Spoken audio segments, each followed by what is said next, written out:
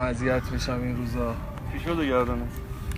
شرارت، دعوا، شرارت دیگه تو اینجور چیزا بزرگ شدم. ولی خب داشت من به تو نصیحت، هیچ وقت دعوا نکن. دعوا اصلا چیز خوبی نیست. من بخوام تا صبح برات خاطر دعوا تعریف کنم ولی هیچ وقت دوست ندارم دیگه دعوا کنم. من دادا اهل دعوا نیستم واقعا. دعوا قشنگ نیست. اینجا دیگه راه نری ها. چی؟ اینجا دیگه راه نرو. حال نمی‌کنم اینجا راه میری. با شما؟ نه دادا چی بهت بگم من؟ داشتم الان میگم بزنت. ناقصی بابا خدا وکیلی. با شما آره. داشتم. مهمتی داداش ما همین الان آشنا شدیم. این مهدی الان یه دقیقه یه چی بهش بگو. مهدی تو دانشگاه تکواندو داری؟ یه دقیقه یه چی بهش بگو. من ایشونو نمیشناسم. من همین الان آشنا شدم. یه دقیقه یه چی بهش میگی ناراحت شه حداقل. داداش به خدا من نمیشناسم. شما ما که هم دیگه رو دیدیم. یه دقیقه همین الان شما رسیدم.